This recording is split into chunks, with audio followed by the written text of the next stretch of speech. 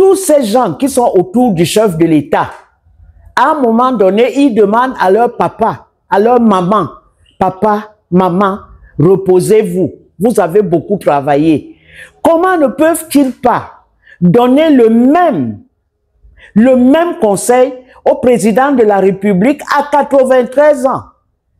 Il va arriver à 100 ans à étudier. Est-ce que c'est sérieux? Qu'est-ce qui fait en ce moment que le président ne renonce toujours pas à se présenter à une élection quand le peuple, quand l'opinion internationale voit ses faiblesses désormais physiques qu'on ne peut plus cacher? Mesdames, Messieurs, bonjour et bienvenue sur cette chaîne. Merci d'être parmi les internautes, les followers justement qui nous suivent quotidiennement et qui partagent, qui commentent et aussi qui donnent leur avis sur les questions d'actualité. C'est vrai, Madame Henriette Ekoué a décidé, c'est désormais un secret de Polichinelle, de s'exprimer sur des questions d'actualité. Il y a quelques jours encore, les Camerounais s'interrogeaient, l'élection présidentielle aura-t-elle finalement lieu en octobre, comme bon nombre de Camerounais le souhaitaient. Finalement, le chef de l'État a convoqué le corps électoral et une telle actualité ne peut laisser Madame Henriette Ekoué indifférente. Elle a décidé donc de s'exprimer sur la question. Madame Henriette Ekoué, bonjour. Bonjour. Voilà, merci d'honorer ce rendez-vous avec les internautes, vos internautes. Et parlons justement de cette grande actualité concernant la convocation du corps électoral. Finalement, l'élection aura lieu en octobre, plus de peur que de mal. Plus de peur que de mal, il y a eu tellement de controverses, de débats.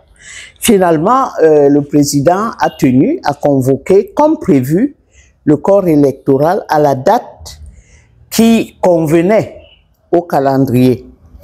C'est l'occasion de dire au chef de l'État qui a convoqué le corps électoral, l'élection aura donc lieu au mois d'octobre, de dire au chef de l'État d'entrer dans l'histoire, définitivement.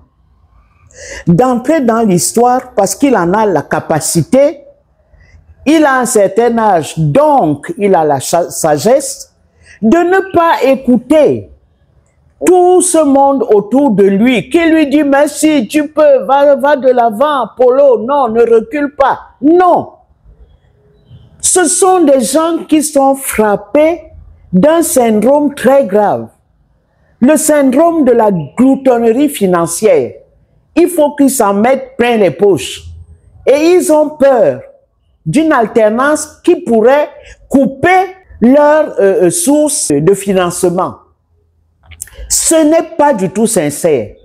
Tous ces gens qui sont autour du chef de l'État, à un moment donné, ils demandent à leur papa, à leur maman, papa, maman, reposez-vous, vous avez beaucoup travaillé. Comment ne peuvent-ils pas donner le même conseil au président de la République à 93 ans? Il va arriver à 100 ans à étudier. Est-ce que c'est sérieux? Même lui-même, le président, qui est le patriarche de tout ce monde, parce qu'il y a eu beaucoup de prétendants au trône. On a parlé du G9, de G11, etc., qui étaient des potentiels concurrents à lui, puisque ce groupe de jeunes gens ont été dénoncés auprès du chef de l'État comme des gens qui avaient pris langue avec l'Élysée. Donc, ils étaient devenus dangereux pour le pouvoir de Paul Biya. L'histoire du G11. Qu'est-ce qui fait en ce moment que le président ne renonce toujours pas à se présenter à une élection quand le peuple, quand l'opinion internationale voit ses faiblesses désormais physiques qu'on ne peut plus cacher? Et ces espèces de faiblesses, s'écrouler devant un pupitre, etc., indiquent clairement que le président n'a plus toutes ses facultés. Mais certains vous répondront que ce n'est pas la force physique qui dirige, comme moralement, il peut donner les instructions, comme il a souvent fait à ses collaborateurs. Est-ce que c'est dans d'autres pays, on a des personnes âgées qui dirigent et qui dirigent très bien? Non, non, non, non, non. Pas au-delà de 93 ans. Ça, c'est une image très négative d'un pays qui est pétri de compétences intellectuelles, politiques et autres. Notre pays c'est pas un pays qui sort du village où ce sont des paysans qui ne sont pas instruits. D'où vient-il que des gens bien instruits, qu'on pense qu'ils ne peuvent pas gérer le pays? Ça veut dire quoi? Ça veut dire qu'on n'a pas fabriqué d'élite intellectuelle et politique. Mais justement, à ce sujet, est-ce que le chef d'État n'est pas embarrassé par, par qui, véritablement, parmi ses collaborateurs, mais c'était à lui prendrait la relève après lui? Compte tenu de ce qui se passe dans le pays, on sait qu'il y a tellement de problèmes, des situations de crise dans le Nozo, dans le nord, l'extrême nord également, avec Boko Haram, et la stabilité économique également, l'instabilité économique également. Est-ce que ça ne fait pas... Non, ça n'a rien à voir. Oui. Ça n'a rien à voir. Tout ce monde-là, ils sont instruits, ils ont fait l'école.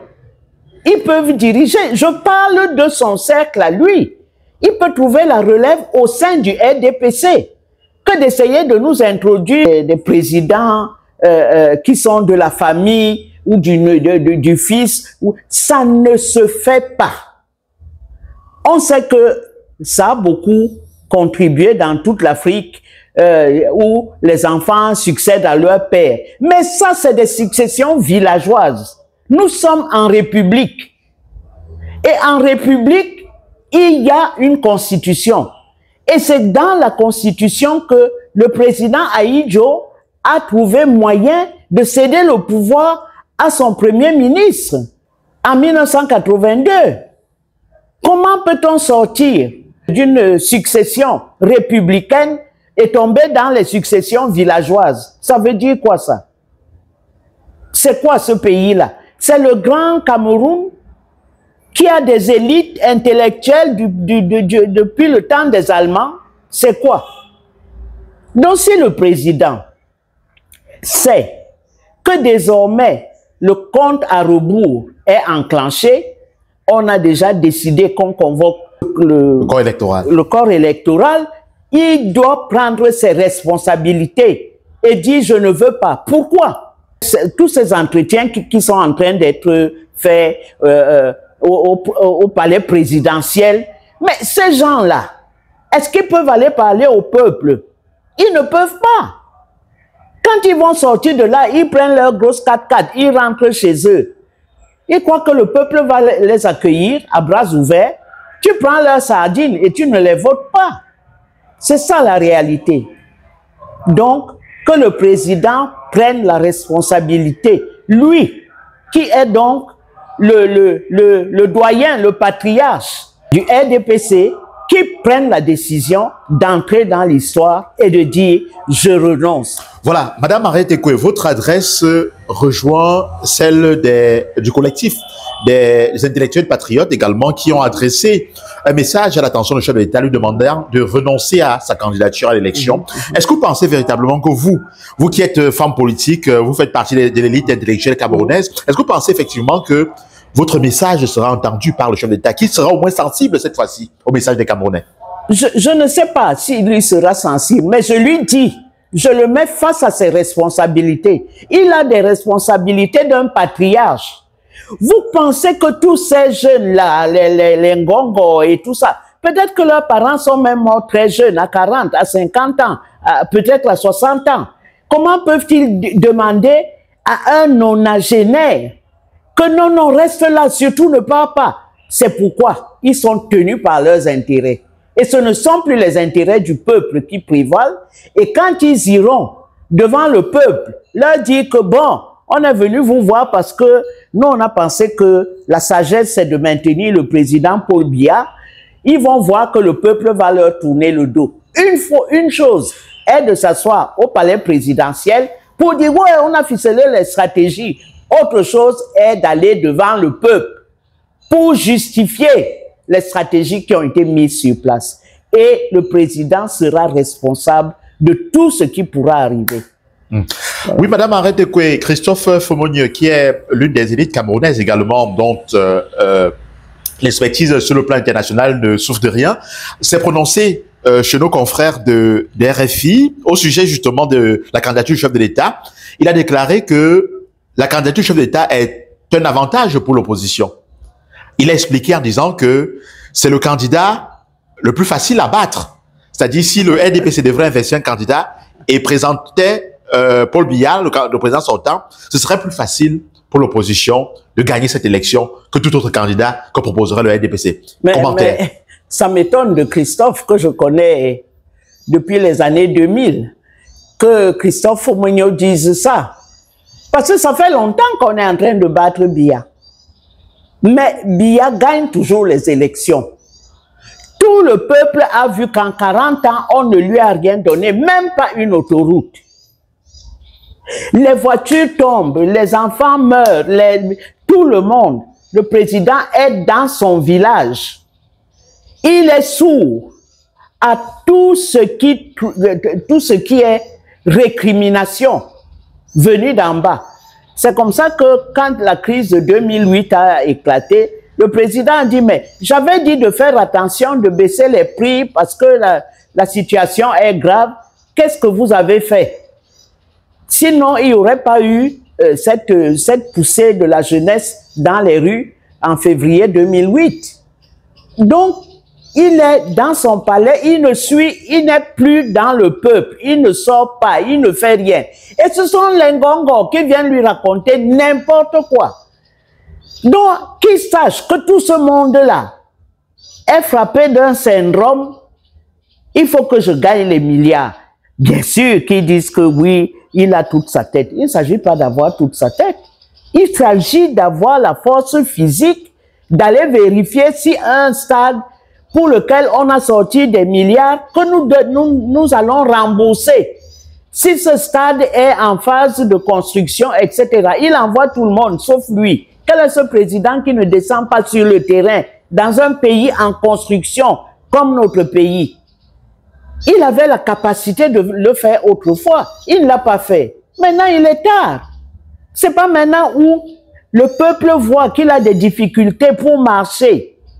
Et vous savez, quand tu as un certain âge et que tu commences à être prisonnier des cachets, des comprimés, des petites piqûres et tout ça, on n'a plus tout à fait la disponibilité intellectuelle pour pouvoir être partout, sans exception. Et il ne l'a pas fait. Et aujourd'hui, il est tard. Et c'est ces gars qui sont autour de lui, qui disent que, mais bien sûr, c'est toi. Et j'attaque un peu Jacques Famondongo.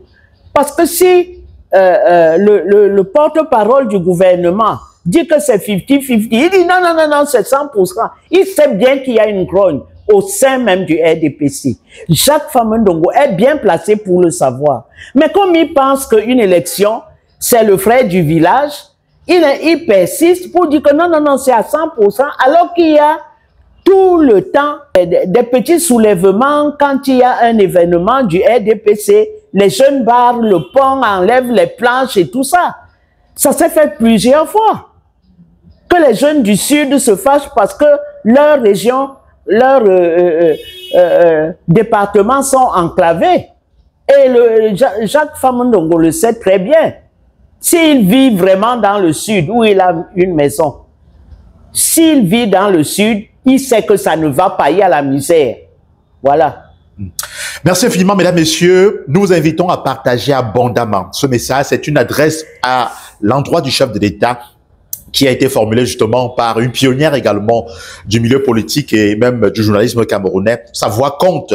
Donc, vous devez absolument, s'il vous plaît, pour aider à transmettre ce message justement à l'attention du chef de l'État lui-même, partager abondamment. On se retrouve à très bientôt pour une autre vidéo ou alors pour un autre coup de gueule de Madame Henriette Ekwe.